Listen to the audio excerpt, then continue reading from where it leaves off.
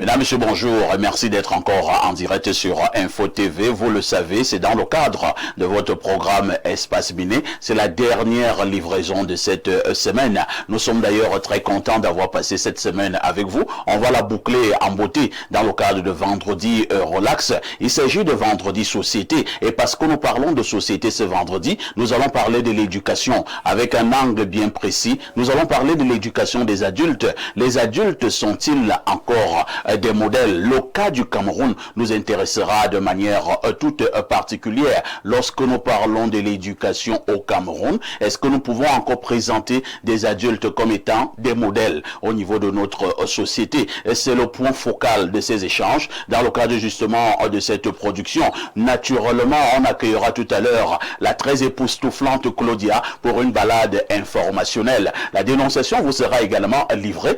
Comme d'habitude, cette dénonciation, quoi qu'on dise, qui restera ce fait de société qui vous énerve. À notre niveau, nous avons le courage de poser ces faits de société sur notre table de débat pour enfin proposer quelques esquisses de solutions. Je serai toujours très heureux de savoir que vous avez fait de ces canaux votre pain quotidien. Le canal 6, mais également le canal 508 sur Canal Plus International. Vous êtes à pic sur Info TV, votre chaîne de télévision qui monte et qui monte encore. À partir de Yaoundé, nous tutoyons le soleil. 10h, 11h52. Nous allons encore vous offrir de très grands moments de télévision ce vendredi. Qui dit mieux? La dame de tous les vendredis, bonjour. Bonjour parfait. Bonjour à tous mes companélistes. Spécialement Dr Lemay qui est habillé en... Comment je peux dire? Il est comme un cowboy, hein? En British man. Comme un Américain qui a réussi sa vie. Non, il a réussi. Vous savez, les étones, ce sont les personnes qui réussissent toujours. Et toi, ne venez même pas en mi-bot. Même comment on dit que les nébitons, mais nous sommes des vraies personnes. Malgré les bitons, hein? 5 minutes de folie. Non, 5 minutes de folie, c'est parce que quand on nous provoque là, vraiment, nous on dégamme, on ne retarde pas, on devient des amis. Donc dès qu'on se chamaille là, on rit après, c'est fini. C'est comme ça l'homme étonne. On n'est pas rancunier. Vous êtes en tenue africaine ce matin. Oui, je témoigne la féminité. Oui, nous sommes des femmes. C'est un tissu d'une fête des femmes. Oui, le hier, 8 mars. c'était Journée internationale de la femme africaine. Donc, je ne suis pas Omas, je suis femme. Ah, c'est vrai. Oui, les Omas, ce sont les femmes qui... Donc, je témoigne vraiment la féminité, la gente féminine. Je répète, je ne suis pas Omas. Et nous souhaiterons que cela ne se passe plus dans notre pays. Nous voudrons rester femmes. Et lorsque Dieu a dit femme, il a dit homme. Cela voudrait dire que nous devons faire chemin ensemble. De toutes les façons, hommes et femmes doivent être ensemble. Ensemble, oui. Mais nous avons certaines vidéos où nous nous sommes rendus également compte que les femmes peuvent également être ensemble dans d'autres domaines. Et les hommes, par moments, sont également ensemble dans d'autres. Raison pour laquelle j'ai dit la femme ne devrait pas être au masque, l'homme ne devrait pas être femmelette. Donc il faudrait que les sexes opposés puissent être ensemble et non les sexes homogènes. Merci, hein, Jeanne-Rosine, d'être parmi nous ce matin. Rassurez-vous, vous éclairez, vous éblouissez de par votre beauté ce plateau. Elle n'est pas simplement physique, cette beauté, elle est également intellectuelle. Effectivement, papa, ici je voudrais aussi dire un grand bonjour au DG, Zachary Niman, qui prend la peine de pouvoir me coacher d'une autre manière au 19h. Donc je voudrais lui dire merci et c'est un papa pour moi.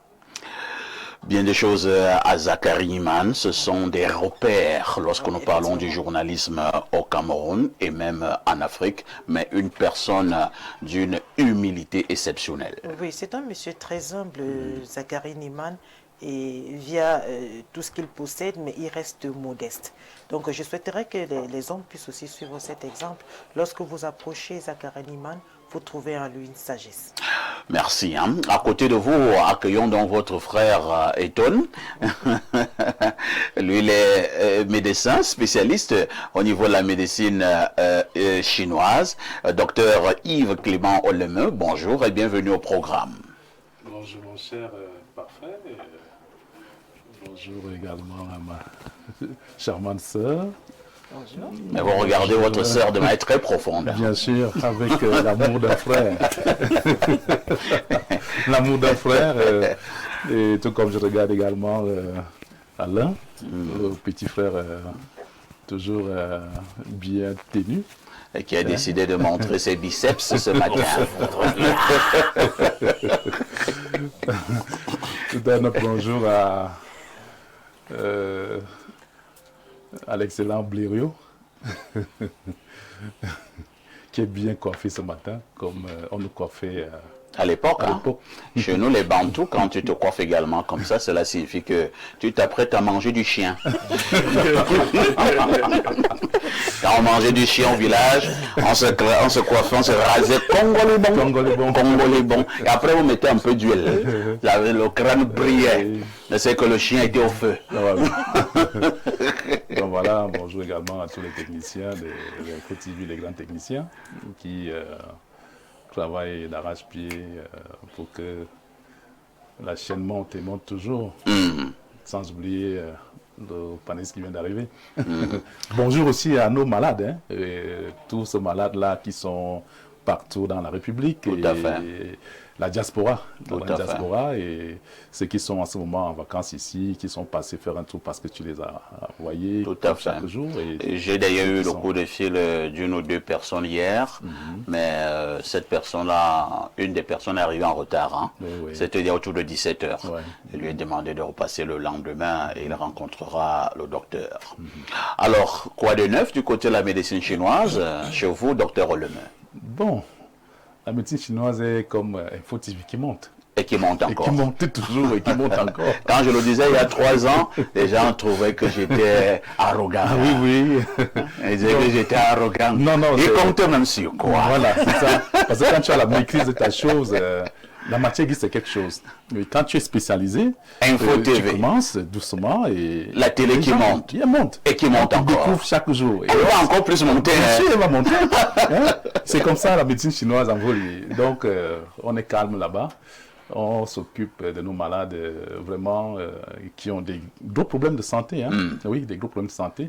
L'avantage étant que nous faisons des bilans de santé. Oui. Où on explore vraiment tout le corps du malade. Qui passer le corps au scanner. Il vient sans savoir. Même si la maladie est cachée au niveau de la cuir chevelue, vraiment, on arrive vous allez voir. À voir. Et ce n'est pas seulement ces examens-là, ces bilans-là, mais le traitement également suit. C'est un avantage énorme. Parce que le traitement suit avec acuité, c'est-à-dire les malades sont vraiment satisfaits. Et c'est la médecine bio-curative. Cette médecine qui est la médecine de demain. Oui. Parce que j'interpelle toujours même les différents chercheurs et naturopathes camerounais qui mettent à notre disposition, n'est-ce pas, des médicaments. Je leur dis non. Tenez bon, parce que c'est la médecine de demain. Ce que vous faites là, c'est la médecine de demain. Au point où nous avons aujourd'hui, chez moi, dans ma clinique, j'ai au moins 25%, n'est-ce pas, de molécules camerounaises. Et c'est des molécules, n'est-ce pas, qui sont assez efficaces pour des pathologies avérées. Et ça marche. Et c'est très bien pour notre médecine camerounaise, qui ressemble donc à la médecine chinoise. Il est question tout simplement, n'est-ce pas, de la développer. Qu'on développe notre médecine aussi, comme les Chinois ont fait. Il n'y a pas de produits chimiques ajoutés dans nos médicaments. C'est une médecine bio. Curative, je dis toujours ça. Donc les malades qui ont des problèmes, par exemple, ils souffrent toujours sans comprendre pourquoi je vais toujours chez le médecin. Et les mêmes consultations, les mêmes traitements. Qu'il change et vient envoyer, tester, il sera satisfait. Très bien. Oui. Merci, docteur Oleme, d'être encore là ce matin. Renaud Eboto, bonjour. Bonjour, parfait. Merci de me faire l'amitié de m'inviter ici. Ça faisait quand même un bout de temps. Ça faisait longtemps. Le temps pour moi d'écrire 2 nouveaux romans qui sont déjà à la maison d'édition et je passerai ici pour vous les présenter. Vous savez que... On peut avoir les titres. Bon, il y a La parabole du robinet, qui est le premier roman. C'est-à-dire que dans ce roman-là, je raconte que un petit coiffeur de quartier avait son salon en face d'une grande paroisse qui avait un forage et donc un robinet cassé. Et donc tous les jours, de l'eau coulait de ce robinet-là pour arroser le petit salon de coiffure de fortune. Alors, ce coiffeur passait son temps à se plaindre. Vous voyez, ce robinet, c'est synonyme de gabégie dans ce pays. Tout se gâte, voilà, etc. Alors, le coiffeur qui se plaignait a décidé de partir en aventure parce qu'il estimait que le Cameroun était un pays qui ne pouvait pas offrir, des opportunités à sa jeunesse. Il décide de partir en aventure après avoir transformé son salon de coiffure en agora où les gens venaient se plaindre, critiquer le gouvernement, etc. Un mur de lamentation. Vraiment un mur de lamentation. Alors, en aventure, malheureusement, ils vont au désert, ils sont 10 et il y en a 9 qui meurent de soif. Oh là là. 9 qui meurent de soif au désert. Alors là, il se rappelle que, tiens, je suis à l'article de la mort. Pourtant, dans mon pays, j'ai laissé mon salon de coiffure, ma femme, mes 2 enfants et de l'eau que je pouvais boire à profusion. Alors là, ce robinet qui coule devient plutôt synonyme d'espoir, de vie, d'opportunité. Alors, lui n'a qu'une seule idée en tête, c'est de rentrer dans son pays. Et donc, après avoir été attrapé par un passeur et jeté en prison en Libye, il finit par rentrer dans son pays. Sauf que lorsqu'il rentre, il est un être complètement différent. Il a changé. Il ne voit plus les choses de la même façon. Alors, il a décidé de ne plus se plaindre. Pour lui, le Cameroun est un très beau pays, un pays d'opportunités. Et la suite, vous la lirez dans le roman que je vous conseille vivement. Le second, le titre, c'est un pays, 2 langues, 1000 blessures. Vous comprenez quelle est la problématique, c'est-à-dire qu'on parle un peu de la crise anglophone, etc. Là, mon héros s'appelle Ashou Tabot, c'est un jeune anglophone, bon, je n'en dirai pas plus, parce que celui-là est plus l'acheter. Il faut l'acheter. Et l'avantage que ce livre a, c'est qu'il est écrit en français et les dialogues sont en langue pidgin. Donc, parce que comme les livres vont dans plusieurs pays en Occident, il faut également qu'on sache qu'il y a la langue pidgin qui existe au Cameroun. Donc, voilà à peu près les 2 livres qui sont déjà à la maison d'édition L'Harmattan et qui prend son temps de le déchiffrer avant de pouvoir me faire un retour et puis programmer donc les séances dédicaces. Il faut également relever que vous n'êtes pas à votre première expérience lorsque nous parlons de l'écriture. Vous avez également un autre ouvrage, hein, sur le train de la mort. Oui, j'avais sorti en 2022 Ezeka dans le train de la mort. Enfin, là-dedans, tous mes livres parlent de la décolonisation de l'Afrique d'une manière générale. J'estimais que les multinationales étaient de nouveaux colons. Et donc, vous n'êtes pas d'africaniste? Bon, je suis beaucoup plus pro-Cameroun, hein, peut-être pas très pro-Afrique, mais beaucoup plus pro-Cameroun.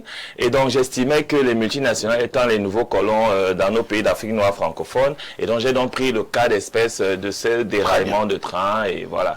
Donc, le livre, il fait son bonhomme de chemin, il se vend bien. Et donc, on espère que les ventes vont continuer à se faire. Ezeka dans le train de la mort, toujours Renaud et Boto. Renaud, nous vous disons merci, hein, et félicitations pour ces génies. On a besoin des jeunes Camerounais comme vous, hein. Pas simplement des jeunes Camerounais qui sont adeptes du cure. Alain de bonjour. Bien le bonjour, parfait. C'est un plaisir d'être là sur ce plateau de vendredi relax ce matin. Vous avez décidé de montrer vos biceps ce vendredi. Pour ce vendredi exceptionnel. Notre ami du Maroc est satisfait. Et c'est un plaisir notamment de retrouver aussi Ebouto avec lequel on a écumé un moment des plateaux. Il est là ce matin sur le plateau d'Espace Miné.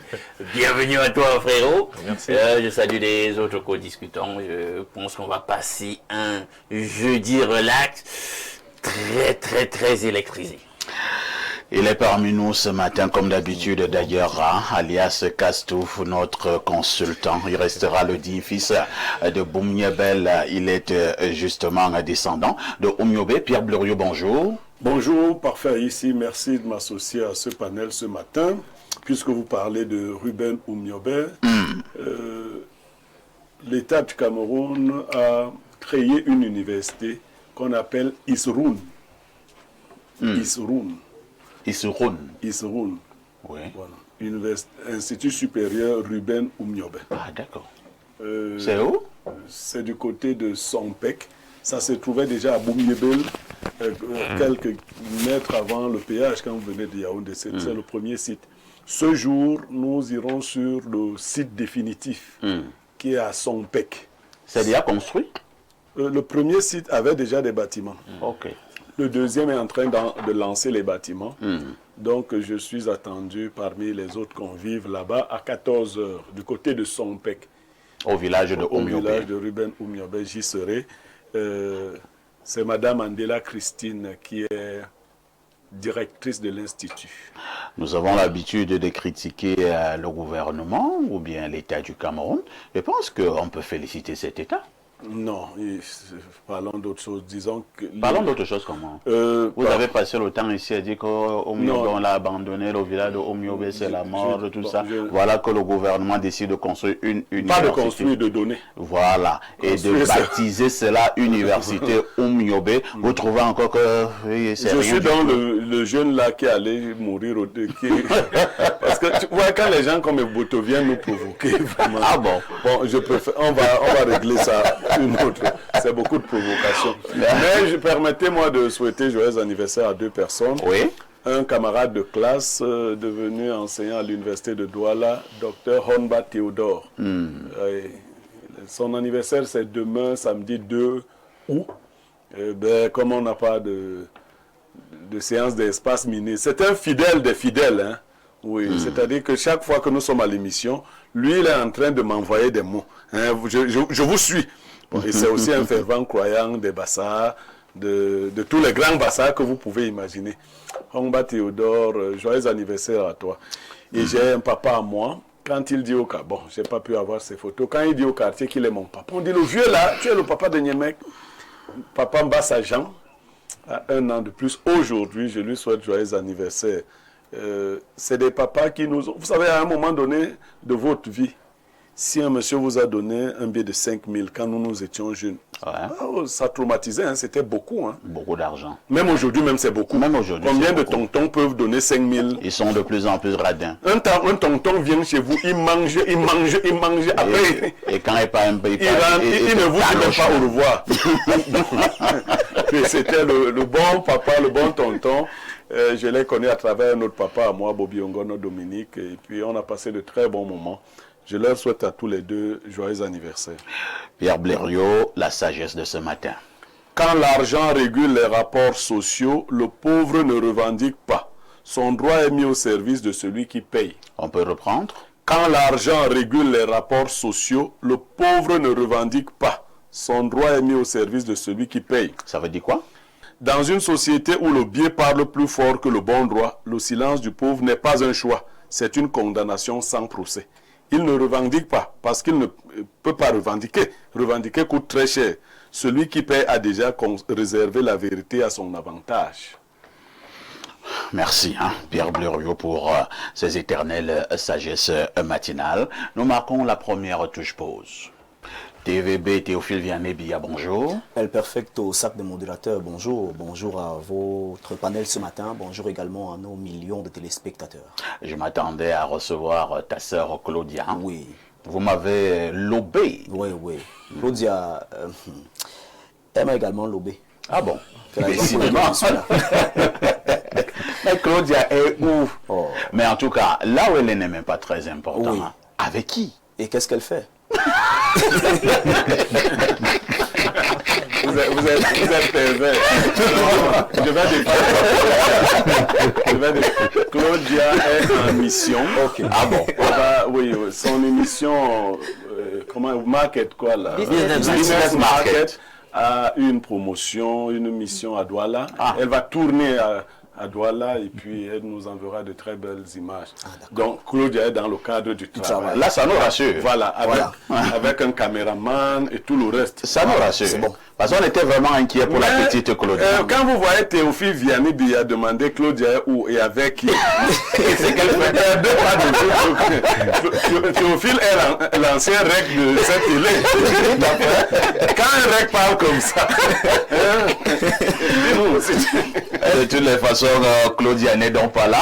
On lui souhaite une très bonne mission et surtout qu'elle nous apporte de très belles images dans le cadre de son programme TVB. Que disent les journaux. Les journaux qui sont disponibles en kiosque ce matin, le Perfecto présente pas mal d'actualités, notamment sur le plan de l'éducation, sur le plan de l'agriculture et même sur le plan politique. Nous ouvrons donc avec un journal de la maison. Il s'agit du tri hebdomadaire La Météo de Dieudonné Mvang qui parle de l'IRAD, agriculture résiliente et durable. L'IRAD offre d'importants stocks d'intrants agricoles aux organisations de producteurs de pitois, 500 sacs d'engrais ainsi que des tonnes de semences améliorées de sorgho, blé, soja, aubergines, manioc et patates produites par le prestigieux institut dont le docteur Noé Weng à la charge sous l'impulsion de la Minerésie, docteur Madeleine Chouente, ont été distribués aux heureux bénéficiaires le 29 juillet 2025 au cours d'une cérémonie présidée par l'adjointe au sous-préfet de l'arrondissement, Madame Awa Fanta Gogo Petel. La politique d'import-substitution prônée par le président de la République trouve toute son expression à travers cette autre manne agricole. Le journal de Dieudonné Mvang nous le fait savoir de la page 2 à la page 3. Allons à présent du côté de la région de l'Est avec la météo hors série numéro 10 qui parle de cette alerte. Risque d'émeute à Kambélé. Les populations riveraines en exécution des très hautes instructions du chef de l'État contenues dans la lettre ci-contre sont curieusement persécutées par des milliers d'halogènes visiblement manipulés par des Chinois et certains compatriotes. Objectif inavoué, arracher le site aux ayants droit par tous les moyens ce 1er août. Des échanges violents et voire meurtrières pourraient, si rien n'est fait dans l'urgence par les autorités, y avoir lieu. Des centaines d'artisans riverains exploitant le précieux minerai tel que le prescrit le président de la République risquent, murmure-t-on, dans quelques couloirs de Kambélé, d'être massacrés dès ce vendredi. Une fois encore, hommes et femmes et jeunes de la localité appellent le chef de l'État au secours. C'est à lire en page 3 de ce journal. Défense d'Afrique reste également dans cette même actualité. Le journal de Jean Amougou titre en une: exploitation minière à l'Est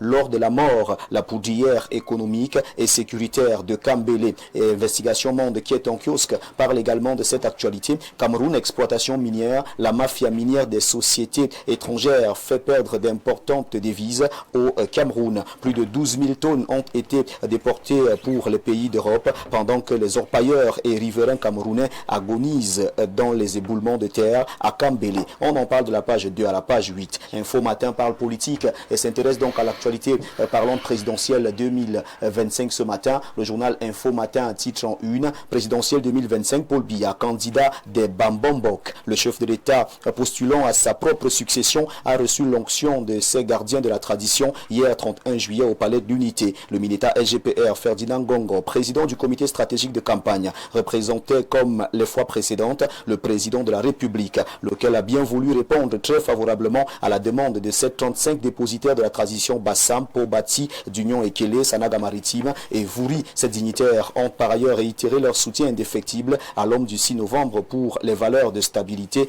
paix et progrès qu'il incarne. Le journal Info Matin numéro 1838 de ce vendredi 1er août 2025 en parle en page 3. Le jour d'Aman Mana parle également présidentiel et nous fait savoir que le Cameroun brandit sa souveraineté électorale. Le ministère des Relations extérieures Minrex a organisé le 30 juillet 2025 à son siège une communication diplomatique réunissant chefs des missions diplomatiques, représentants d'organisations internationales, hauts responsables et journalistes pour informer la communauté internationale sur les préparatifs de l'élection présidentielle au Cameroun. Mutation de Georges Alain Boyomo en pied de une reste également dans l'actualité politique. Présidentielle 2025, le phénomène Iram, porté par une incroyable vague sur les réseaux sociaux. Le candidat du FDC a décliné hier son plan d'action pour changer le Cameroun. Manœuvre, Issa Chiroma bloqué, l'ex-ministre de l'Emploi et candidat à l'élection présidentielle a été interdit hier d'embarquer dans un vol à destination de Dakar au Sénégal. L'ancien Mincom crie à la persécution et appelle le peuple à ne pas céder à la peur. Le messager de Feu Pius Ndiaoué, qui est géré par Jean-François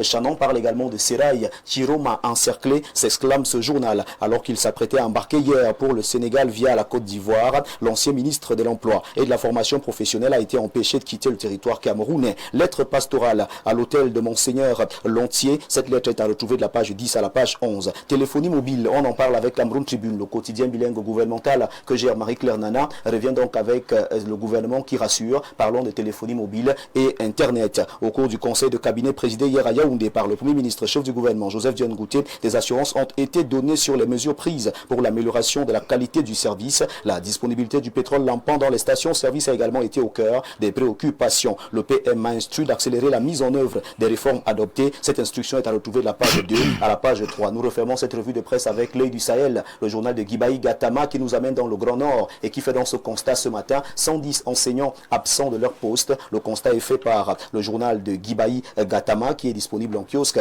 et qui nous permet de refermer cette revue de presse acte 2 sur Info TV ce matin. Mesdames, Messieurs, intransgressible, inamovible, indescriptible et même intangible reste votre fidélité avec 2 pièces de 200, 4 pièces de 100 francs, 8 pièces de 50, 16 pièces de 25, 40 pièces de 10 francs, 80 pièces de 5 francs, 400 pièces d'un franc CFA seulement. Vous avez dans votre journal disponible en kiosque. Moins que le prix d'une bière, nous savons que c'est la journée internationale de la bière aujourd'hui. Avant d'aller prendre votre bière, offrez-vous un journal.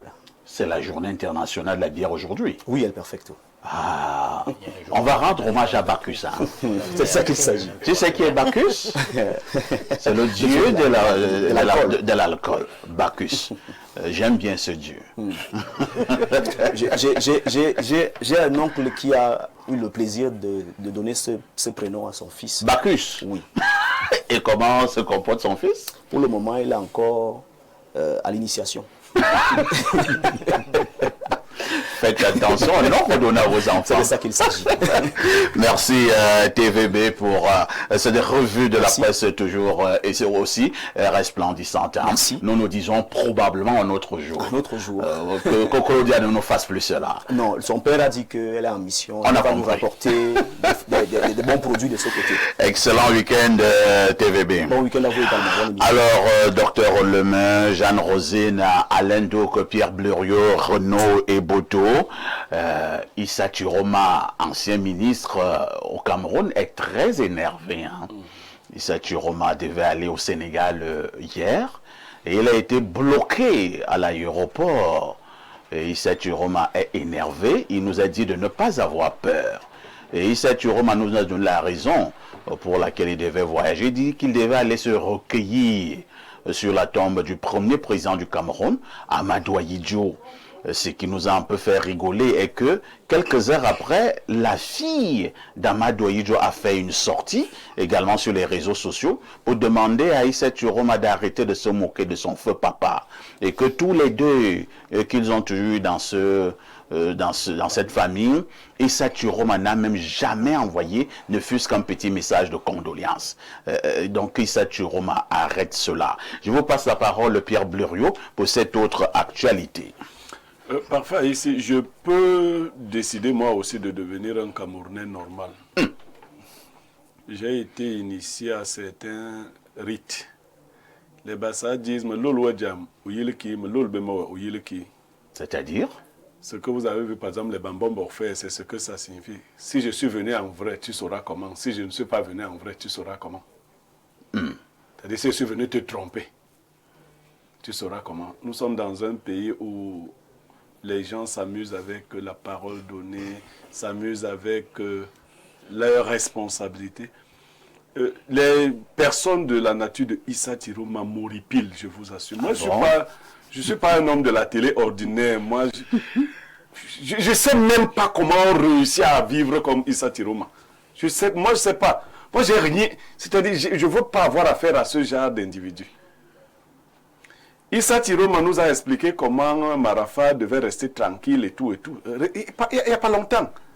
C'est Issa Turoma là qui faisait... Il n'y a jamais eu un ministre de la communication qui faisait les points de presse comme Issa Turoma. Chaque fois qu'on arrêtait quelqu'un. S'il vient, il ignore que c'est comme ça que ça fonctionne. Il voyage maintenant que qui lui a dit de voyager. Il va où? Il va où? Moi, je comprends ce banditisme-là. Donc, Issa Turoma prend 30 millions, il manque qu'il a déposé la caution parce qu'il veut... Non! Issa Turoma, ce n'est pas 30 millions qui peuvent nous distraire. Il voulait passer par le Sénégal. Tu restes, c'est vous qui avez organisé ça. Hein? Tu restes ici avec nous. Je veux même plus. Je ne veux pas les voyages. Il faut pas voyager. Avant le 12 octobre, nous sommes ici, nous tous. Ce n'est pas maintenant que tu connais Aïdjo. Même si, je dis que même si on est ici, nous tous. Tu comprends, hein? Merci Pas beaucoup. de voyage. Même pas pour aller. Comme il est là, ça suffit. Merci Blériot, vraiment. Alors, Alain Douk, j'ai quand même un souci, hein. Cette question me vient. Depuis qu'Issa Chiroma est au gouvernement, bon, laissons même le gouvernement, depuis qu'il y vit, est-ce qu'il avait fait un tour au Sénégal pour aller rendre hommage à Madou Ahidjo? Pourquoi seulement maintenant? C'est là qu'il s'est rappelé qu'Ahidjo a été président dans ce pays. Mais si on s'en tient à la fille du défunt, président de la République Ahidjo, absolument pas. Et justement, d'où son ire, hein, et sa sortie au vitriol contre Issa Chiroma Bakary. Mais il faut bien comprendre que le politique, en réalité, se sert de tout. Le politique tel qu'on a voulu calibrer la politique chez nous, et je peux dire dans le plus clair du monde, ben, le politique a une morale totalement élastique. Vous voyez, il se sert de tout pour atteindre ses fins. C'est la fin qui justifie les moyens. Maintenant, il va instrumentaliser cet élément mémoriel lié au président Ahidjo pour entrer certainement dans les bonnes grâces d'un certain électorat, etc. Ça, c'est l'exo-message. Mais il se trouve que de certaines sources, on dit même que c'était des tentatives d'exfiltration sous prétexte. Et vous, il y a des mauvaises langues. Oui, il y a des mauvaises langues. Ils disaient justement qu'il a fui pour les États-Unis. En réalité, c'était une escalade transit pour fuir. Il a cru que comme il a déposé 30 millions d'euros, on va être distrait qu'il est candidat à la présidence. Et c'est sur ce même plateau que j'avais dit, quand vous décidez de rétro-pédaler par rapport à la mafia, faites attention. Depuis l'Empire, ça joue rude. C'est-à-dire que on fait tout pour que tout le monde soit tenu par quelque chose. Et je suis sûr qu'on tient, quoi qu'on dise, le ministre, l'ex-ministre Chiroma sur quelque chose. Et là, c'est un mauvais signal qui est envoyé. Non, pour Issa Chiroma, il a été convoqué plusieurs fois au TCS. Voilà. Lui-même sait. Mais pour cette dernière convocation, c'est pas bon. C'est toi qui sais si c'est bon. Quand on retient déjà le passeport, on dit, monsieur, bien que vous soyez président, en tout cas, vous soyez candidat à la présidence, on ne vous autorise pas à sortir, c'est très mauvais signe. Mais puisqu'on doit envisager... C'est un commissaire qui te parle pour Voilà, et qu'on doit envisager que dans la campagne... Ça s'appelle même excellence. Dans la campagne, on envisage que vous puissiez faire des voyages, même à l'extérieur, pour mobiliser la diaspora, avoir des contacts avec des mécènes possibles à l'extérieur. Mais quand on refuse déjà ça, c'est pour vous dire que monsieur, on vous garde déjà au chaud, je ne sais pas si c'est au chaud au froid, que le moment venu, on va te mettre le grappin dessus. C'est de ça qu'il est question. Renaud et Boto, il y a une chose qui m'amuse, hein, pour certains qui ont travaillé dans ce régime. Ils connaissent les méthodes, ils connaissent le mode opératoire. Mais parfois, j'ai l'impression qu'ils se disent que ce mode opératoire n'est valable que pour les autres. Est-ce que Chiroma n'est pas déjà... parce que ça commence souvent comme ça. Hein. Moi, j'étudie un peu le mode opératoire. C'est-à-dire qu'un beau matin, on t'enlève du gouvernement, ou bien toi-même tu pars du gouvernement. Pour le cas d'espèce, lui-même part du gouvernement. Un autre beau matin, on t'envoie une convocation. On te dit juste c'est pour avoir quelques petites informations. Et vous partez, hein, on ne vous attrape pas. Et vous rentrez. Vous commencez même à jubiler au quartier. Je vous ai dit que je ne suis pas n'importe qui. Hein. Le président ne peut pas blaguer avec moi. Et tout. Bon, un mois plus tard, on vous convoque encore. On dit non, c'est juste pour quelques compléments d'informations. Et vous rentrez encore. Un autre jour, vous voyez seulement qu'il y a de plus en plus de policiers qui rôdent tout autour de votre dos. On vous dit non. C'est pour votre sécurité, hein, monsieur le ministre. Et quand on vous appelle monsieur le ministre, excellence.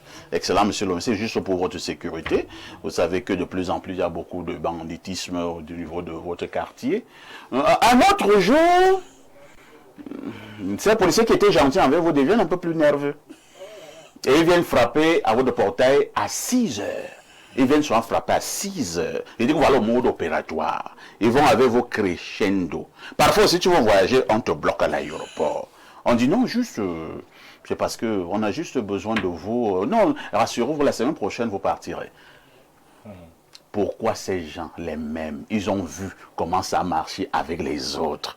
Et ils savent là, ils se retrouvent maintenant. Pourquoi ils ne tirent pas souvent les leçons?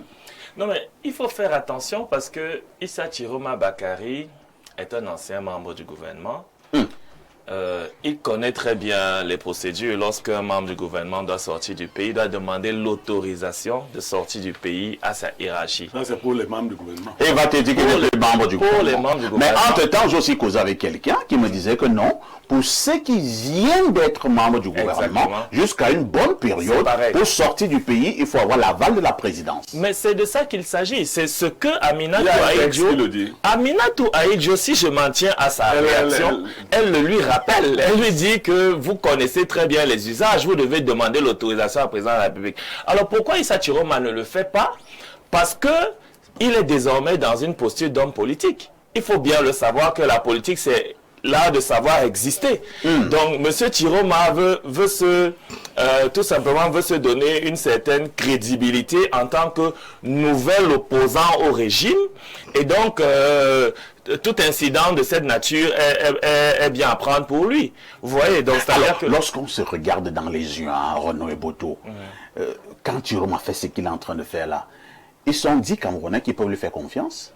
Bon, Il faut qu'on le reprenne encore comme un homme politique virulent à l'endroit du régime et contre Paul Biya. Ils sont 10 Camerounais qui peuvent croire. Mais il n'est pas le seul. Il y en a d'autres qui ont bien fait ça avant lui. Et ça Et ça a marché. Ça marche pourtant plutôt pas mal. Hein, donc... Cela, c'est vrai, c'est le peuple camerounais qui devra avoir un problème. Hein.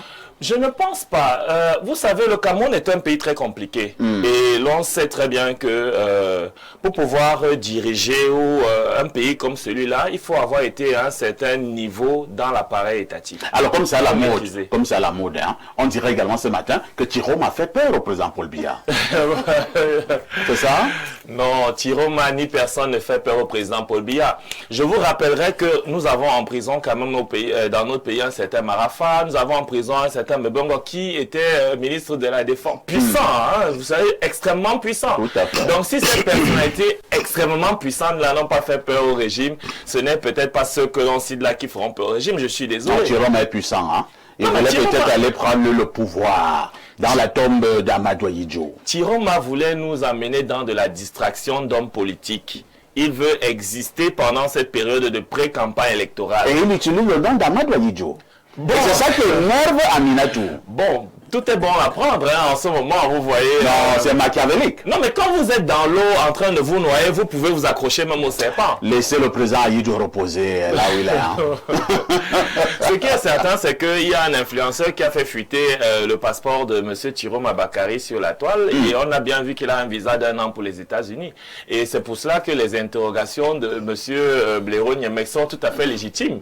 Alors, pourquoi nous annoncer un départ au Sénégal alors qu'on a un passeport d'1 an pour les États-Unis? Donc, il y a... C'est la ruse politique. Il y a l'anguille sous roche en tout cas.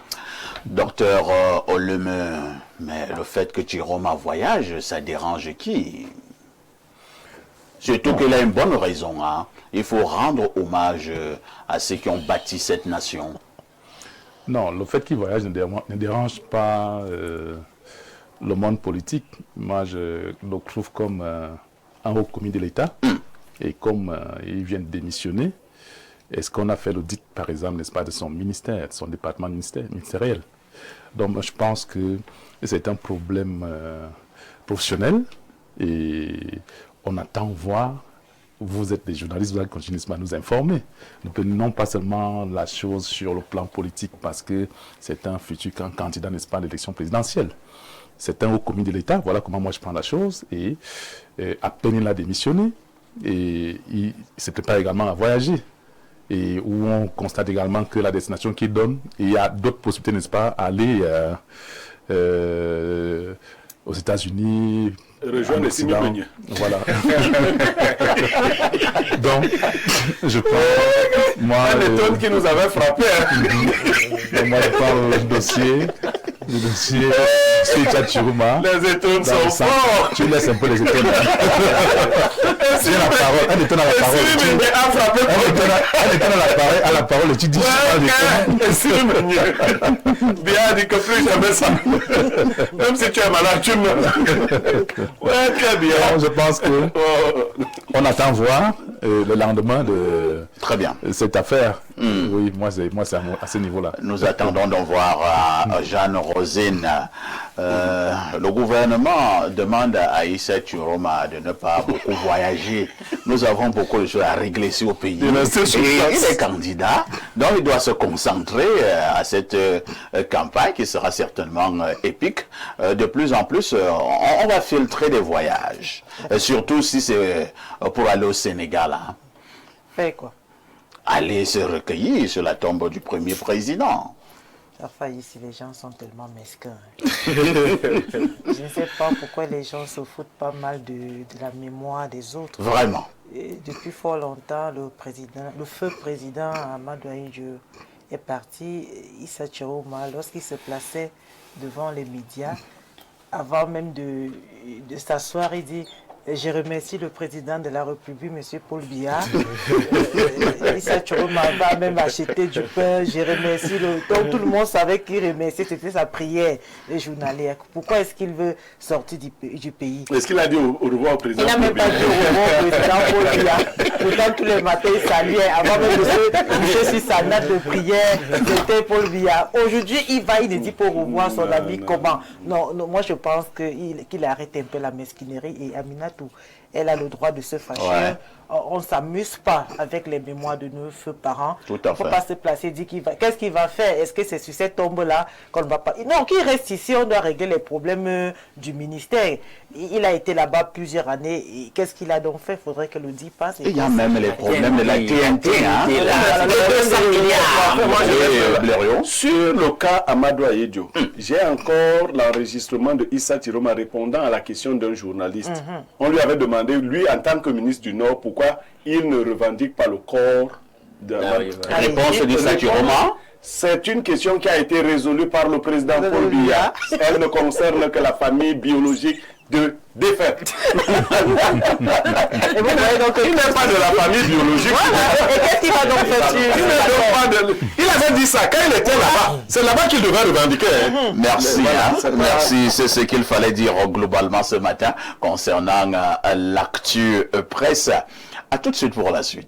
Bon retour sur ce plateau. Avant de prendre la dénonciation, souhaitons un joyeux anniversaire à cette maman. Elle s'appelle Unke Marceline Majoli. Son anniversaire, c'est demain samedi. Mais comme nous ne ferons donc pas émission, nous lui souhaitons joyeux anniversaire ce matin. Elle est du village Nden, c'est par Mbankomo. Souhaitons également un joyeux anniversaire à une autre dynamique téléspectatrice. Elle s'appelle Bikwe Menyan, Anastasie, beaucoup l'appellent affectueusement Mado, c'est également son jour ce vendredi. Joyeux anniversaire donc à Bikwe Menyan, Anastasie dit Mado, que le Seigneur Tout-Puissant te comble de toutes ses bénédictions. Pierre Blériot, la dénonciation de ce matin. Parfait. Ici, un homme est doublement en larmes.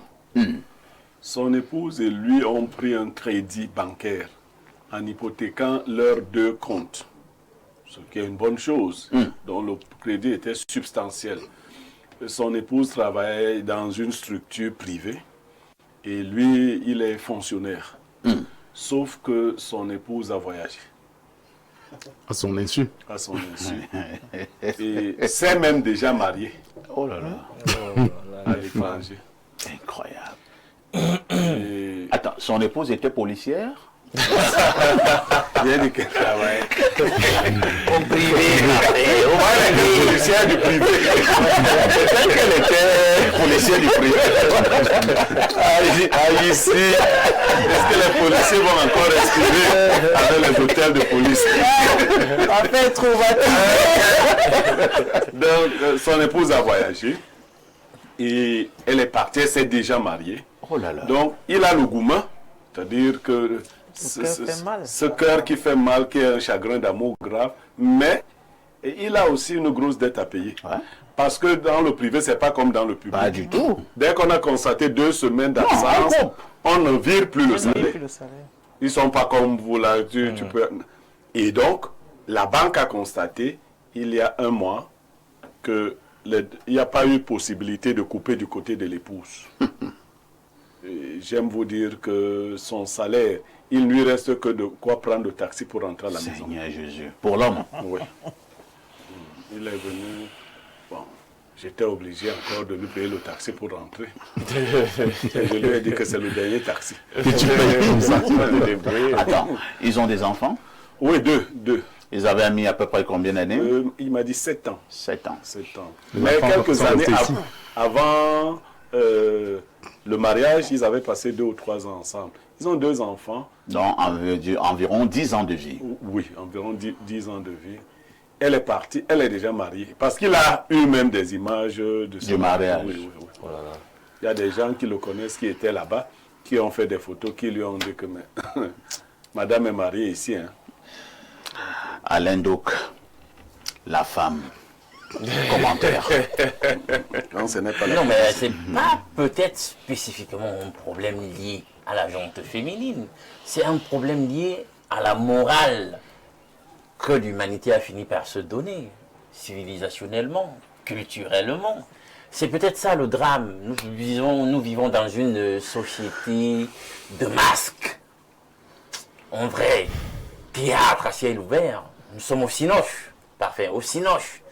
Donc vous prenez femme, vous êtes convaincu que c'est votre femme, vous faites 2 enfants, etc. Il y a toute une histoire, il y a un parcours. Puis vous rendez, un de ces 4 le matin, vous vous rendez compte que vous avez couru après un mirage. Il n'y a Vraiment. rien eu. Vous Après n'avez 10 ans. Vous n'avez jamais été un époux. Vous Vous vivez n'avez jamais été aimé. Vous vivez avec une fantôme.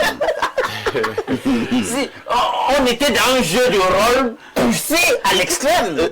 Alain Douk, tu sais ce qui peut faire mal? C'est que cette femme t'a arrosé des bébés matin, midi, soir, chérie, bébé, mon miel, mes poumons, et tout et tout. Pendant 10 ans. Une bonne comédienne. Nous sommes en plein dans le grand cinéma de la vie. Voilà ça.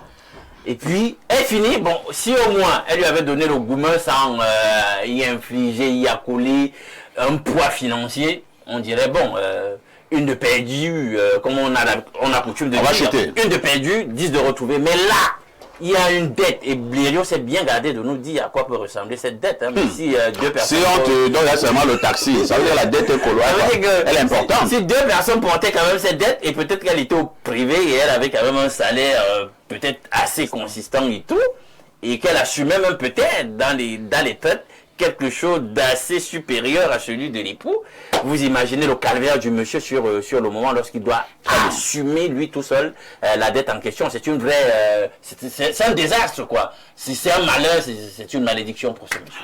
Alors, Renaud et Boto, est-ce que quand vous regardez, quand vous avez ce genre de cas, vous comprenez également pourquoi à un moment donné, quelqu'un peut aller dormir comme ça le soir et il ne se relève plus le matin?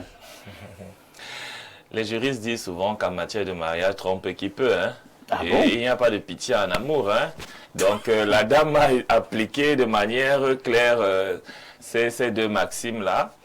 C'est-à-dire qu'elle a préféré son bonheur à elle, à celui de la petite famille qu'elle s'était déjà constituée. Le type, le garçon, le pauvre. Je suppose qu'elle a épousé quelqu'un qui vit à l'étranger avec une meilleure situation, de meilleures opportunités. Et donc, elle a pesé les opportunités et s'est rendu compte que Donc c'est une affaire d'intérêt. le monde ne fonctionne que sous le prisme des intérêts aujourd'hui. Même les C'est-à-dire que- mariés? Non, mais le mariage aujourd'hui est attaqué par plusieurs choses. C'est-à-dire que dans le mariage, il faut désormais survivre. Lorsque vous avez un gros crédit qui pèse sur votre tête, c'est pas évident. Le mariage est attaqué par de nouvelles choses qu'on a inventées comme l'homosexualité, etc. Le mariage est attaqué par On va chuter. les infidélités. Donc, ce n'est plus évident de nos jours, le mariage. Moi, je ne cautionne pas du tout ce que cette dame a fait, mais il faut qu'on soit franc et on se pose les bonnes questions. Est-ce que les gens se marient aujourd'hui pour les bonnes raisons? Vous savez qu'il y a des gens qui se marient tout simplement pour quitter la maison familiale, pour porter le nom madame, pour... Ou alors pour avoir un abri. C'est-à-dire que le soleil ne peut pas te taper. S'il pleut, tu es quand même sous un toit. Pour avoir un abri ou un tremplin. Parce que le monsieur pouvait même mettre un tremplin pour pouvoir mieux sauter et accéder à un étage supérieur. Donc cette femme, elle a eu une opportunité à l'étranger, elle a abandonné son foyer tout simplement. Maintenant, le monsieur n'a pas à pleurer, on n'a pas coupé ses bras. Donc il peut refaire sa vie, trouver un autre boulot, essayer de voir les banquiers pour essayer de voir comment rééchelonner le paiement. Peut-être s'il a pris un crédit sur 7 ans, on peut échelonner les paiements jusqu'à 12 ans, donc pour qu'il puisse s'en sortir, voilà, il doit pas, un homme ça ne pleure pas, donc du coup il doit rester fort. Beaucoup de courage à lui, ce n'est pas évident ce qu'il vit, surtout les photos venant de l'étranger de sa femme et lui. Je crois que c'est ça qui fait plus mal. Il a un double choc, hein. Oui, ça fait plus mal que le crédit, il me semble, hein, de voir sa femme avec un autre homme et de les imaginer. Les images entre s'embrasser. Ouais, et la femme était apparemment très contente. Mais s'il n'a pas fait d'AVC jusqu'à présent, ça veut dire qu'il est fort, beaucoup de courage à lui. Vraiment, mon frère, faites beaucoup de sport pour ne pas avoir des AVC. Merci. Alors, Jeanne-Rosine, à cette allure, est-ce que l'amour ne deviendra finalement pas une grosse comédie et le mariage une énorme hypocrisie?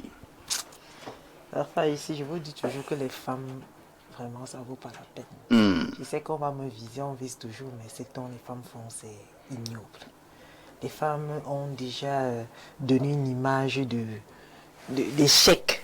Parce que même lorsqu'un homme vous rencontre dans sa tête, il n'est même pas trop sûr de ce qu'il fait. Mais vu vos formes, vos rondeurs, il dit bon, je profite pour le moment, mais je sais qu'avec celle-ci, on n'ira pas loin. On n'ira pas loin du tout. Et vous savez, les femmes d'aujourd'hui, comme je le dis toujours, ce sont des personnes sans objectif. Vous allez voir une femme et elle vient vers vous parce que vous avez un statut. Tout à fait. Vous êtes parfait ici, vous êtes Pierre Biriou, vous êtes docteur Lémé, vous avez un statut financier. Elle vient, elle dit bon, je reste avec lui par rapport à son statut, mais je n'ai rien à foutre avec ses problèmes. Vous vous entêtez à prendre un crédit avec un monsieur pour remplir peut-être, c'est pas une mission. Et entre-temps, c'est le monsieur qui est le bête, puisqu'elle avait cette relation depuis fort longtemps. Et elle voulait juste rester pour l'argent. Oui, pour le moment, plus que celui de l'étranger lui disait, non, il faut attendre un peu, sois patiente, je vais te faire partir. Mais nous oublions quelque chose. Parfait, il y a le karma. Bien sûr, tout ce que cette femme a eu à faire, qu'elle aille vivre, elle va rire pour les premiers jours. Vous savez, tout beau, tout neuf. Vous les hommes, quand vous voyez une belle femme, elle est belle, vous êtes contents. Tout nouveau, tout beau. Mais dès qu'elle commence à s'user là, vous regardez aussi les rondeurs de U17 qui passent. Vous regardez. Oui, bon, mais U17 c'est encore là. Ils vont sont bien. Mais U17 c'est encore bien là. Donc vous voyez comment l'homme il est content d'être avec vous. Moi je pense que c'est pas un exemple à suivre. Les femmes, lorsque vous êtes avec un homme, ne soyez pas là par intérêt. Parce que tôt ou tard on va vous découvrir, vous serez exposé. Et vous ne pouvez rien faire. Docteur Lemeu, qu'est-ce que vous dites à votre frère? J'ai failli dire qu'il a été sinistré. Bon, le frère a été sinistré, mais est-ce que, au départ, le frère nous a dit quel était, n'est-ce pas, l'objet du prêt quand ils se sont engagés? Tu as une idée, Non, voilà. Alors, ce n'est pas là la dénonciation. Hein. La dénonciation, c'est le fait qu'il va payer seul. Non, nous partons, n'est-ce pas, d'un point. Oui, je comprends. Nous partons d'un point. Il y a eu un prêt d'un couple. Alors, la dame a servi l'argent. Oui, la dame a voyagé et monsieur se plaint que oui, elle a abandonné, n'est-ce pas, avec le prêt et elle s'est remariée. Je dis oui, on va accuser la femme. Mais au départ, est-ce que ce prêt a été soigneusement utilisé, n'est-ce pas, pour le couple? Est-ce que la dame n'a pas été irritée? Au point de d'aller se marier. Non, commençons. N'a pas été frustrée, n'est-ce pas, du fait que oui, elle a avalisé monsieur, ils sont mariés, et le monsieur a certainement pris cet argent-là pour aller, n'est-ce pas, construire une maison, et après, elle se rend compte que oui, ce n'est même plus cette maison-là, c'est la famille qui y habite, ou bien c'est la famille qui dirige, n'est-ce pas, vous êtes dans des spéculations, hein, bon. Bien sûr, c'est ça, la femme ne réfléchit pas loin, et elle te sanctionne. Je ne suis pas d'accord avec la femme. Vous savez très bien que je ne suis même jamais d'accord avec les femmes. Ah bon? Oui, bien sûr, jamais. Je suis jamais d'accord avec les Rosine est femmes. à côté de toi. C'est ma sœur. Ma sœur, je suis pas encore d'accord. Donc, je ne suis jamais d'accord avec les femmes. Mais au départ, je pense que comme la femme a toujours été celle-là qui prend une décision, n'est-ce pas, on va dire à l'aveuglette, dès qu'il y a... Oui. Dès qu'il y a... Alors, que doit faire cet homme? L'homme doit gérer, n'est-ce pas, le forfait. Il doit supporter. L'homme ne doit pas voir comment lancer un sort à cette femme? Bon, si c'est lancé, mais sauf Parfait. que... Et c'est la femme qui va servir à financer ce Sauf que l'ancien sort à la femme, ça va lui apporter quoi? Rien. C'est qu'ils ont aussi 2 enfants. Ils ont 2 enfants, voilà. Donc, ce qu'il doit faire, c'est de supporter, d'accepter que oui, j'ai été, n'est-ce pas, cloué, et je supporte, Très bien. je rembourse le crédit. Et cette femme, quand elle s'en va, comme elle a laissé les enfants, Elle va revenir tôt. elle va revenir, n'est-ce pas, s'occuper, n'est-ce pas, de ces enfants-là. Ah bon? Bien sûr, c'est comme... Non, pour les enfants, quand tu as des enfants avec une femme, si elle s'engage à te faire du mal, elle va le faire. Très bien. Mais sauf que bien après, elle va s'occuper des enfants. Qui plus tard, n'est-ce pas, peuvent également, n'est-ce pas, venir s'occuper de toi. Donc l'homme ne doit pas rester là pour croiser les bras, dire non, j'attends la femme pour faire ceci. Non. Qui se battent, il rembourse le crédit. Oui. J'ai un Qui ami, laisse la femme vivre, mener sa vie de joie. J'ai un ami qui s'est marié il y a quelques années. Avant de se marier, il a pris un crédit à la banque. Je pense que c'était dans l'ordre de 5 millions. Et ils se sont mariés. Mon mari était vraiment bien. J'étais bien. 2 mois plus tard, ils étaient en instance de divorce. 2 mois. 5 mois plus tard, le divorce avait été prononcé. Or, le gars devait payer ce crédit pendant, je pense, 4 ans. Il prenait le crédit pour se marier. Pour se marier. Mais c'est pas... Pierre Biron-Yamet, votre réaction? Bon, ben, parfait. Toutes les histoires ne nous parviennent pas. Vous venez d'en donner une autre. Il arrive très souvent que l'on ne se soucie pas de son ou de sa partenaire au moment où on fait ses calculs propres. Très peu de personnes s'arrêtent pour dire est-ce que ce que je vais faire là n'est pas un mal insupportable? Parce que vous voyez, tous ceux qui ont déjà subi des coups ici disent à ceux qui sont en train de subir, non, il faut supporter. Moi, je connais ça. Ceux qui ont subi des coups. Tu connais. Je connais ça. Ça te prend souvent un genre. Ça fait comme le palu. Ça fait comme la fèvre typhoïde. Tu ne sais pas. Tu ne sais pas ce Comme que tu vas avoir la diarrhée. ça fait. Tu as le tour. Tu ne sais pas, les yeux se mélangent. Ah oui, ben vous voyez, elle est partie. Et pas plus que la femme. Hein. Savoir tourner le dos. Parfait, la femme sait tourner le dos. Ah oui, ah oui. C'est-à-dire, vous levez le matin, vous voyez ces traces dans votre maison, mais elle n'est plus là. Donc, je lui ai dit, c'est d'abord une période sabbatique. Il doit rester tranquille. Surtout ne pas se précipiter à aller ramasser une autre. Vraiment. Ça peut être une autre diable. Ça peut donc maintenant pour va l'achever. Et d'ailleurs qu'il n'a pas d'argent. Donc, l'affaire qu'il se calme, qu'il aille voir le banquier, il présente la situation. Parce qu'il y a quand même ce qu'on appelle dans les finances la quotité saisissable. Exactement. Voilà. Le banquier n'écoute pas. Non, le banquier Non, ils écoute. vont écouter. Le banquier écoute, puisque lui, il est fonctionnaire. Le banquier écoute. Bon, oui. Quand tu ne l'as pas encore vu, il coupe d'abord. Bien sûr. Tu pars le voir, tu lui dis, et c'est ce que je lui ai dit, que non, il faut rééchelonner ce crédit-là. C'est vrai. Je suis un humain. Si tu continues comme ça, moi, je vais même arrêter de travailler. Et même l'État va arrêter de payer. Bien sûr. Oui, parce que je ne peux pas aller dans un travail où je n'ai rien. Qu'on soit clair. Je vais chercher un autre travail pour lequel toi, tu ne pourras plus couper. C'est-à-dire, je vais préférer qu'on me relève de mes fonds, qu'on me licencie, qu'on me radie de la fonction publique. Je vais aller travailler même comme vigile. Donc, il faudra lui laisser quelque chose.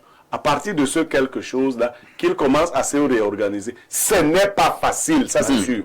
Bon, monsieur Olé me signale quelque chose, la femme, oui, il y a des gens qui font ce petit calcul. Elle va réussir sa vie, elle va t'envoyer souvent les euros et tout pour garder tes enfants. Mais, monsieur Olémé, vous pouvez aussi réussir vous pouvez aussi réussir votre vie et dépasser quelqu'un qui est allé Moi, je n'encourage pas la femme.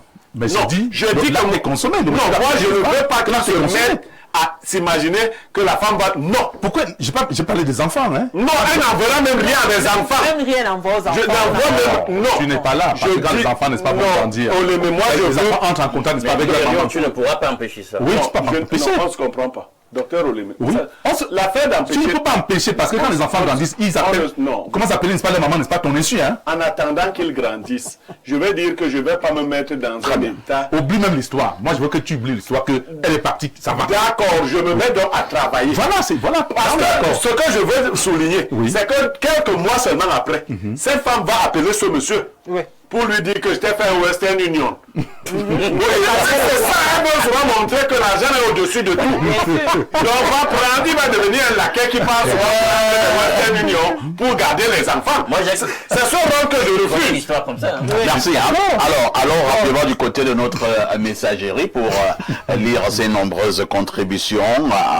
On part d'abord du côté du plus 49, c'est l'Allemagne. Bonjour parfait ici, le lion indomptable de la modération. Bonjour à mon grand frère jumeau Blérion Yemek, le Michael Jordan de l'analyse. Sans oublier Alain Douk, le mbenguiste du Mbam. Sans oublier aussi Jeanne Vondor et un salut respectueux au reste du panel. J'ai une préoccupation à l'égard du docteur sur le plateau. J'aimerais savoir, 1. Quelle est la langue utilisée pour les études en médecine en Chine? 2. Utiliser le Kantum pour les bilans de santé. Concernant la... Bon, si tu étudies en Chine, tu vas étudier... Bon, quelle est la langue? On peut utiliser l'anglais. On peut utiliser l'anglais. L'anglais. On peut utiliser surtout le chinois aussi. Oui, si tu veux. mandarin. Le mandarin, oui. Maintenant, l'anglais est beaucoup plus simple pour nous autres. Très bien. Concernant Concernant... le Oui. Quantum, par exemple, Oui. il demandait le Quantum si ça fait des examens, ou bien. Ce n'est pas bien écrit. Je vois là, il utilisait le Kantum pour... C'est pas bien numéro écrit. du docteur Oleme. Voilà. Bon, appelle-moi après l'émission, hein, je vais vous mettre en contact avec le docteur Oleme. On prend un autre message ce vendredi matin. Allons au plus 1 250. Il s'agit du Canada.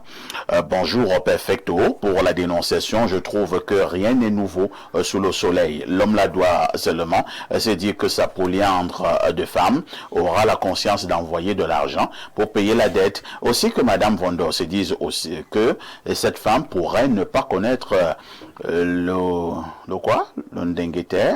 Et il y a bien longtemps, je voulais dire le Mbengiter, en moins d'1 an, tout se passe. Lors du prêt, la dame aurait pu être sincère, mais quelque chose a dû se passer. Ma cousine a eu un cas similaire et après son mari a demandé le divorce et jusqu'aujourd'hui, elle paye seule tous les crédits. Bonjour. La terrastar des modérateurs. Aujourd'hui, le mariage peut ressembler à une pièce de théâtre. Et certaines femmes accordent plus d'importance au luxe et au confort qu'aux sentiments amoureux. C'est Hilaire depuis Ebomé qui envoie ce message. Allons au plus 7 925. Il s'agit de la Russie. Monsieur ici, le panéliste en veste qui évoque la règle du trompe qui peut en mariage, à mon avis, ne la met pas dans son contexte. Je pense qu'il s'agit d'une règle qui s'applique lorsque tu veux convaincre une personne à t'épouser. S'agissant des mesures que prendre l'homme, que doit prendre l'homme, en plus de ce que propose M. Niemek, je pense que, de mon point de vue, les gens sont libres de faire ce qu'ils veulent, mais pourvu que ça reste dans la légalité. En pareille situation, le monsieur peut initier des procédures légales qui plus tard pourront affecter la femme, de sorte qu'elle soit contrainte à ne plus mettre pied au Cameroun. Il peut par exemple initier un divorce aux dépens de la femme et exiger un dédommagement qui, vu la gravité de la situation, peut être élevé. Ainsi, la femme ne pourra plus investir au Cameroun au risque de voir ses biens saisis. Aussi, si le mariage camerounais est reconnu dans ce pays, l'homme peut attaquer le mariage de sa femme en bigamie s'ils étaient mariés sur un régime monogamique. J'espère que les juristes pourront éclairer davantage si je me suis trompé quelque part. Bonjour parfait, je te viens inbox solliciter le numéro de votre panéliste qui nous parle souvent de la médecine chinoise. J'ai des soucis de santé s'il vous plaît. D'accord. Autre message, bonjour Perfecto, c'est vraiment amusant. Alors, c'est vraiment amusant de voir ce que fait Chiroma. Il croit qu'on quitte la mafia comme ça. Pour une fois, j'apprécie le geste du gouvernement. Il est resté ici avec nous tous. C'est Kabaï de Boulevard. Bonjour, monsieur Niemek. Cet homme n'a pas n'a pas payé la dette de son ex et doit saisir Interpol afin que cette dame paye sa dette. Alors, 3 dernières préoccupations. Allons au plus 7 902. Il s'agit de quel pays là? Il s'agit de la Russie une fois de plus. Bonjour à toi le Chiroma de la communication. J'ai dit non. Le Sadi René de la modération. C'est possible. Le Famondongo de la télévision. Le Samuel Eto'o d'or du 10-12. Pour ceux qui... Il y a mon réalisateur, quand je parle de Samuel, il dit oui. Il dit perfect, accepte là-bas. Pour ce qui est de la dénonciation, Blériot, je crois que tu n'as pas tous les éléments. Question, qui est le chef de famille? Le crédit a été contracté des deux côtés. Qui était en charge de garder l'argent? Les deux ont-ils reçu le même montant de crédit? Le monsieur fonctionnaire encore bien en bas. Si une femme quitte son foyer, les raisons ne sont toujours pas financières, mais parfois ça commence souvent au lit et après des interrogations. Il serait donc prudent de ne pas jeter de l'anathème sur cette femme, car nous avons qu'une version. Un proverbe camerounais dit « Entre l'arbre et l'écorce, on ne met pas le doigt ». Donc on ne peut même plus faire les dénonciations. C'est plus que c'est toujours entre l'arbre et l'écorce. Alors, un autre message, le plus 1, c'est les États-Unis. Sont les États-Unis. Alors, cher ici, la belle femme qui est sur le plateau là est vraiment magnifique. Wow. Je suis heureux de pouvoir enfin, depuis New York, vous avoir. Tu sais, l'affaire là ne laisse personne. Même le bureau de la Maison Blanche a vu un président sur le bureau ovale avec le nez dans les affaires internes d'une jeune stagiaire. Vous défendez Josué. Marquons à nouveau une autre touche pause. Nous avons également le corps de la magistrature au Cameroun qui vient d'être frappé durement, pour ne pas dire tout le Cameroun, avec la perte de ce très grand magistrat. Il s'appelait donc Luc Ndjodo. Il était procureur général auprès de la Cour suprême au Cameroun. Il vient de rendre l'âme. Pour l'instant, nous allons simplement dire que son âme repose en paix. On reviendra sur ces mêmes antennes pour vous donner les informations ayant trait à l'organisation de ces obsèques. Donc, le magistrat Luc Ndjodo n'est donc plus de ce monde. Nous adressons nos condoléances à sa famille nucléaire, mais également à sa grande famille professionnelle. Et ce matin, nous parlons justement de l'éducation dans le cadre de Vendredi Société. Éducation, les adultes sont-ils encore des modèles? Le cas du Cameroun nous intéresse tout particulièrement. Je passe d'abord la parole à Alain Douk. Alain Douk, quand nous parlons de plus en plus de l'éducation dans notre pays, est-ce que les adultes peuvent véritablement encore faire l'unanimité? Vous savez, l'éducation d'abord, c'est cet art du développement de toutes les facultés physiques, mentales, spirituelles de l'homme. Et c'est un développement en réalité, un art qui se veut holistique. On doit prendre en compte toutes les dimensions de l'homme. Maintenant, est-ce que quand nous regardons notre société, notamment la société camerounaise, est-ce qu'on peut dire que nous avons des modèles? S'il subsiste des modèles, ils sont marginaux. L'éducation, la plupart du temps, doit commencer dans l'unité basique et fondamentale de toute société humaine qu'est la famille. Si nous observons, nous jetons un regard sur notre société et nous constatons qu'elle est à la dérive. Il y a une déchéance sur le plan des valeurs, sur le plan des conduites, sur le plan de la morale. Il faut d'abord regarder à ce qui se passe dans les familles, parce que c'est là-bas où l'éducation commence. C'est la base. Ça veut dire qu'il y a une déficience, il y a un manque au niveau de la famille, et qui se manifeste donc au niveau global ou macro, à l'échelle du pays. Dans les familles, ça ne va pas, on ne trouve pas de vrais référentiels, on ne trouve pas de vrais modèles. Moi j'ai toujours dit, vous savez, dans le plus clair des civilisations humaines, la charge de l'éducation des enfants incombe le plus clair du temps à la femme. Je vais dire au moins, dans toutes les civilisations, à 80%. J'ai toujours dit, et ça n'a pas plu à plusieurs, j'ai toujours dit qu'en réalité, si notre société est à volo, c'est en réalité un échec du rôle fondamentale que la femme doit jouer dans notre civilisation. Justement, elle échoue, ces femmes, au niveau de l'éducation à donner aux enfants, des repères à donner au niveau domestique, et même de l'influence, le soft power sur leurs hommes. Parce que si effectivement nous sommes dans une société où les hommes occupent les plus grandes responsabilités et il y a une prégnance de position totalement masculinisée, il faut dire que les femmes ont un certain pouvoir d'arrière-garde, où elles peuvent, par une certaine influence douce, de soft power, influencer la conduite de leurs hommes.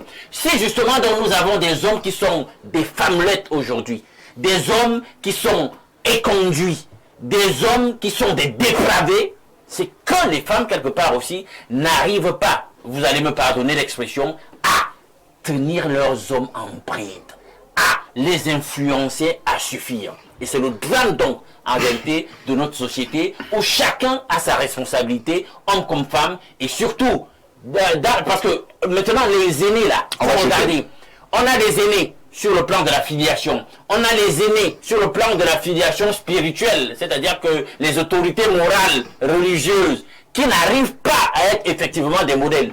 Vous allez remarquer que dans les épiceries que j'ai, c'est comme ça que je les appelle, ces histoires qu'ils appellent les églises aujourd'hui, les religions qui prolifèrent partout, on en a comme ça 100 au kilomètre carré, mais on ne voit pas leur impact sur la qualité de l'éducation de masse au Cameroun. Vous vous rendez compte que on blâme surtout dans les aînés spirituels là-bas, c'est-à-dire qu'on n'arrive pas à trouver des modèles.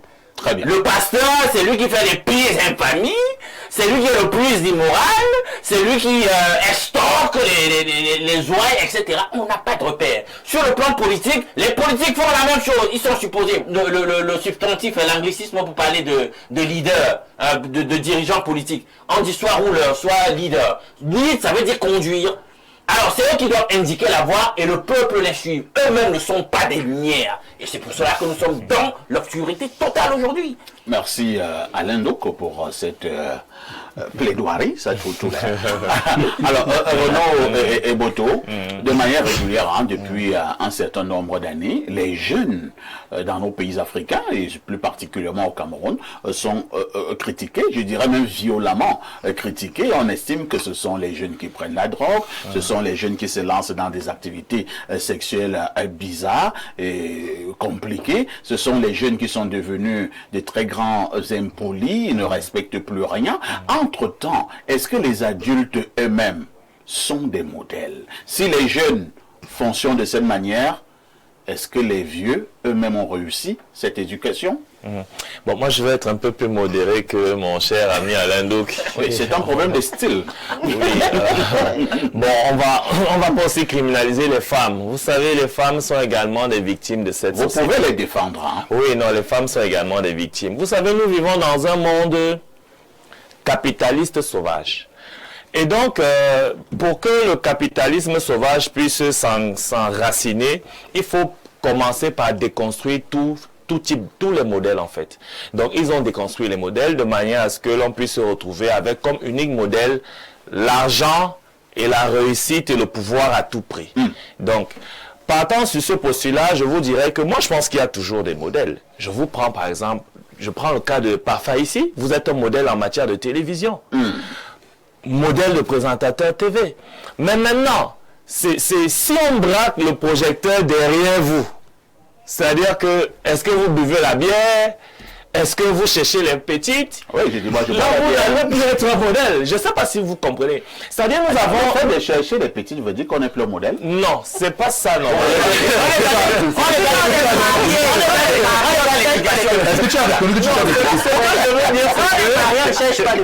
Ce que je veux dire, c'est que, vous voyez, donc, il y a des grandes firmes, des grands groupes qui braquent la caméra dans la vie privée des gens pour les déconstruire en tant que modèle, vous voyez. Donc, ils ont investi les médias, ils ont créé les réseaux sociaux pour salir tous les types de modèles que nous pouvons avoir, de manière à ce que l'on puisse se retrouver justement dans une société qui apparemment est une société sans repère. Mais ce n'est pas le cas. Je dis, il y a encore des modèles et les adultes doivent se positionner en tant que modèle pour la jeunesse. Sinon, si nous n'avons pas de repère, où est-ce que l'on va? Très bien. Donc moi, je crois qu'il faut faire attention. Il y a des groupes qui ont intérêt à déconstruire notre sexualité, à déconstruire notre intelligentsia, à déconstruire même nos femmes. Parce que les femmes sont des victimes, elles sont bombardées par les mèches brésiliennes, Mais on bombardées n'est par... pas donc ancré dans ce qui devait être notre tropisme. C'est pour ça qu'on nous bouscule et ça marche. C'est ça donc l'éducation. S'il y avait donc de forts repères éducationnels, ça ne marcherait pas. C'est donc le plaidoyer qu'il faut mener. Voilà. C'est-à-dire que pas positionner tout le monde comme des, je veux dire, comme, je veux dire des complices de ce qui se passe, mais plutôt comme des victimes. Et mener donc un plaidoyer pour justement le retour à cette éducation patriarcale africaine que nous avions connue par le passé. Je répète que les femmes d'aujourd'hui sont des victimes.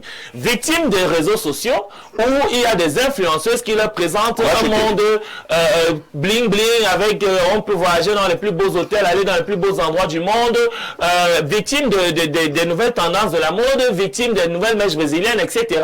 Et donc quand elles fuient le foyer comme celle qui a fui le foyer dans l'histoire de tout à l'heure, voilà, en Occident, il ne faut pas se plaindre. C'est-à-dire que voilà une femme qui est une victime. Très bien.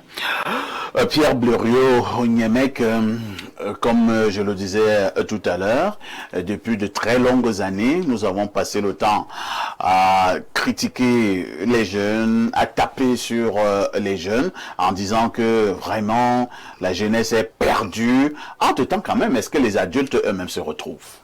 Oui, mais parfois ici, j'ai mes réflexes d'enseignant. Je crois qu'on est allé hors sujet. Ah bon? Alain Douk était encore dans le... On a dit éducation. Ouais. 2 points. Les adultes sont-ils encore des modèles? On ne veut pas savoir. Ce n'est pas la profession.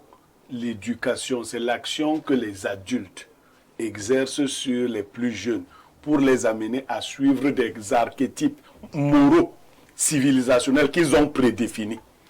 La question ici, ou la problématique est de savoir si ces adultes eux-mêmes s'alignent encore sur l'éducation qu'ils ont reçue eux-mêmes et qu'ils ont tenté de transmettre. Si les enfants à qui vous dites de ne pas voler, est-ce que vous-même vous ne volez? Si vous voulez voler, il n'y a pas autre chose qu'il faut leur expliquer. C'est ça le sujet. Voilà, on est donc... Si tu voles, ton fils voit comment tu voles. Bon, tu es à la maison, je vous prends un cas. On t'appelle, tu dis que tu es à Washington, alors que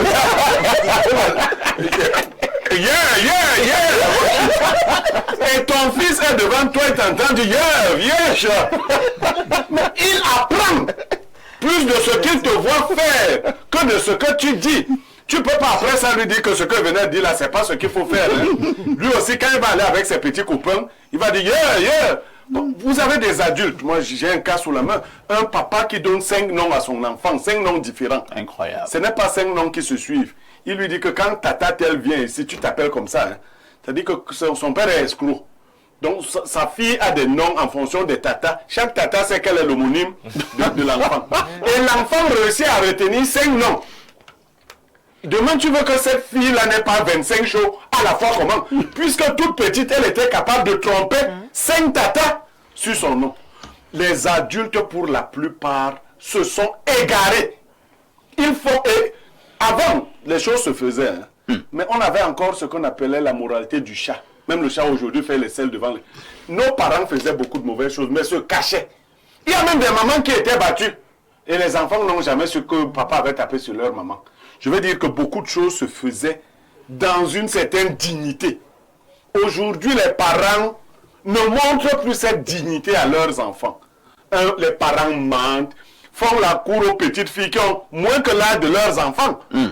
Alors, si moi, Niemek, je fais la cour à une fille qui a moins de l'âge de mon enfant, comment mon enfant, elle, à son tour, quand un type qui a mon âge ou au-dessus de mon âge, va lui faire la cour, elle va trouver que c'est son père, puisqu'elle voit sa petite soeur être la copine de son père à elle.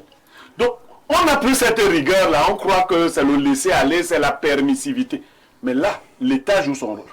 La société traditionnelle s'est décousue. Ce n'est plus elle qui peut nous réorganiser. Nous avons tout remis entre les mains de l'État.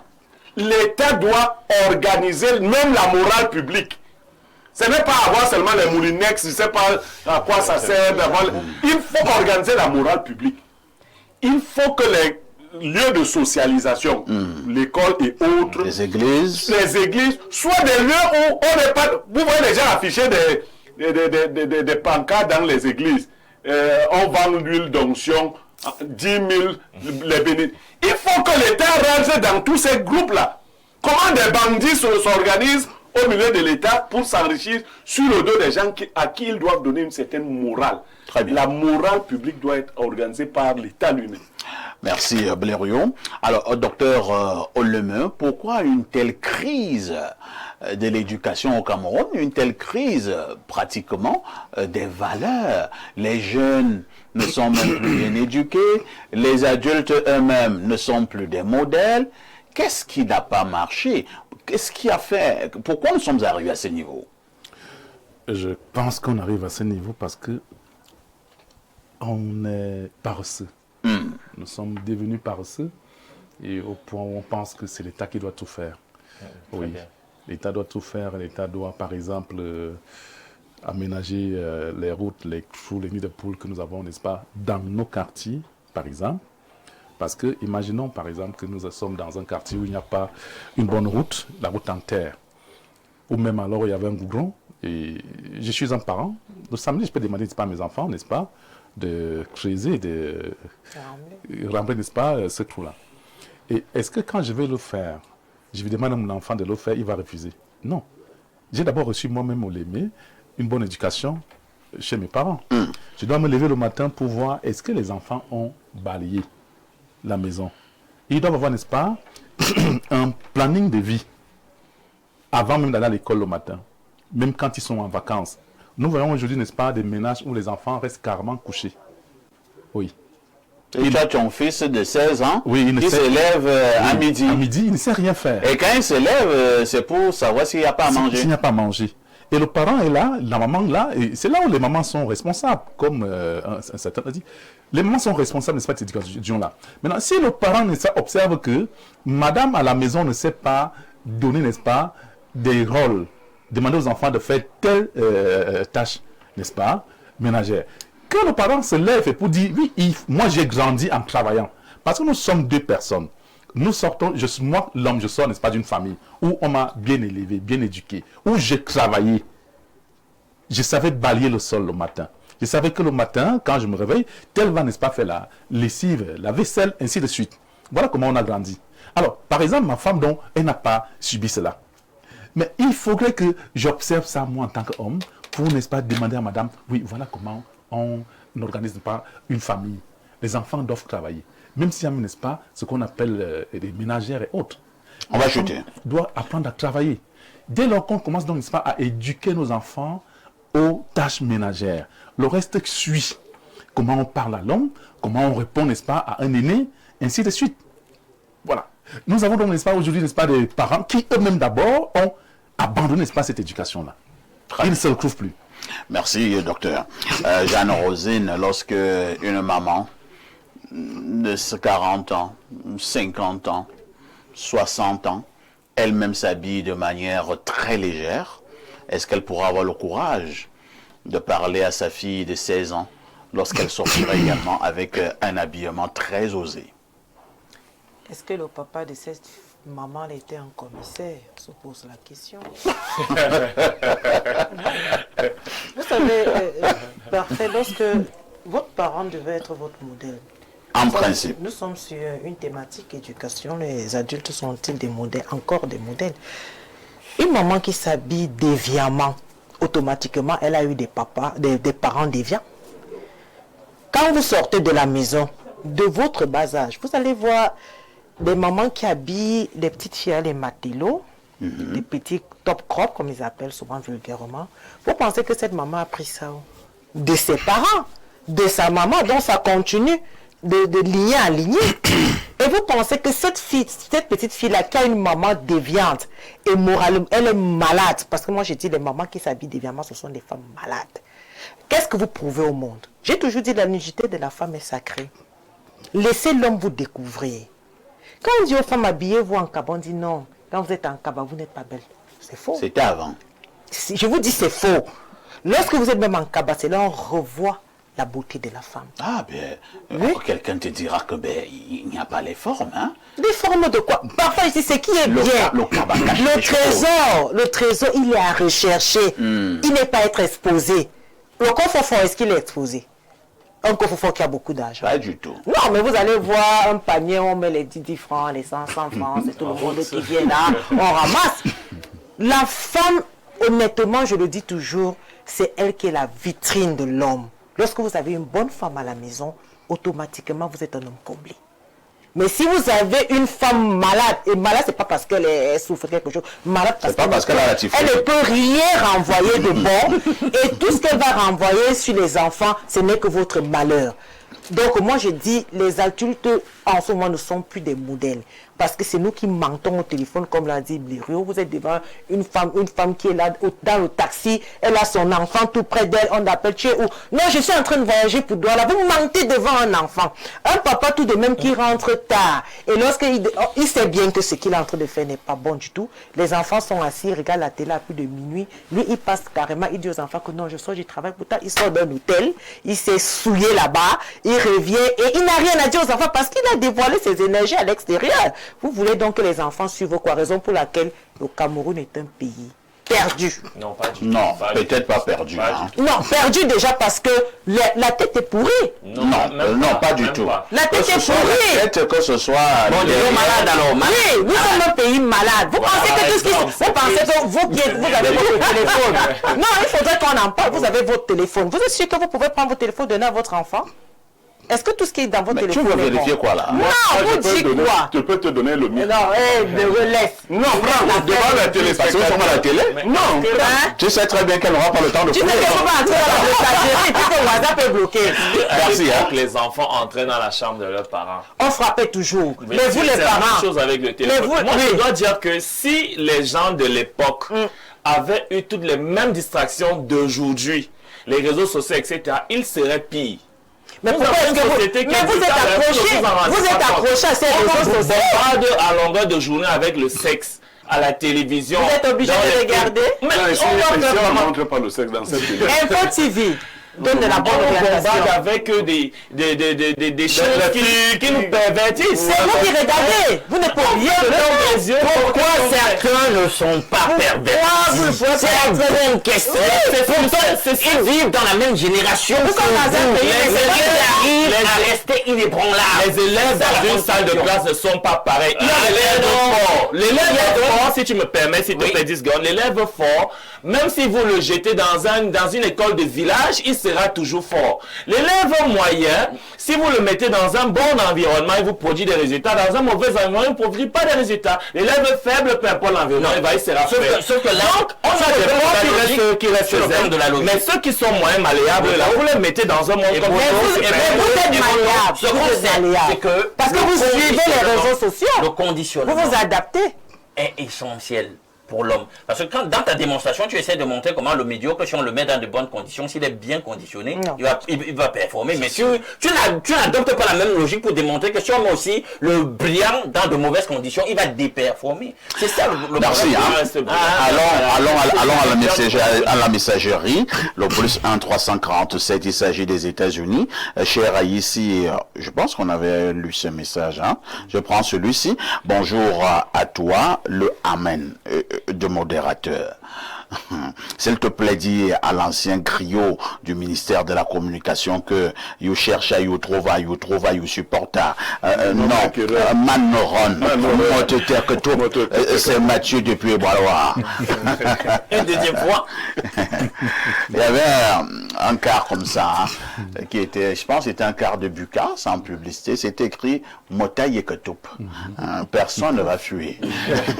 Bonjour, Espace Mini. Les adultes sont-ils encore des modèles?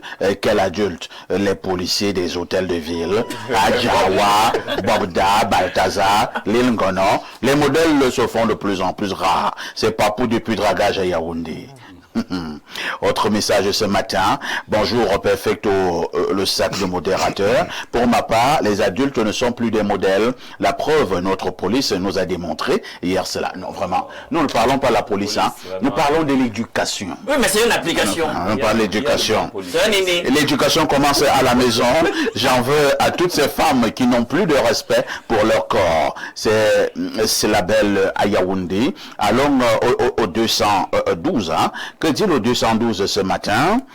Alors, bonjour, Parfait, ici, le polo bleu de la modération. Parfait, tu vois les interviews que tu fais souvent, les vendredis, comme avec Alex Belkatobi, non? On veut aussi connaître le parcours du grand modérateur que tu es. Je suis persuadé que ton parcours inspirera plus d'un, et même les aigris là dehors. On va voir le grand perfecto analyser la dénonciation, mais la question qui se pose, qui va le modérer? Et réponse, Alain Douk.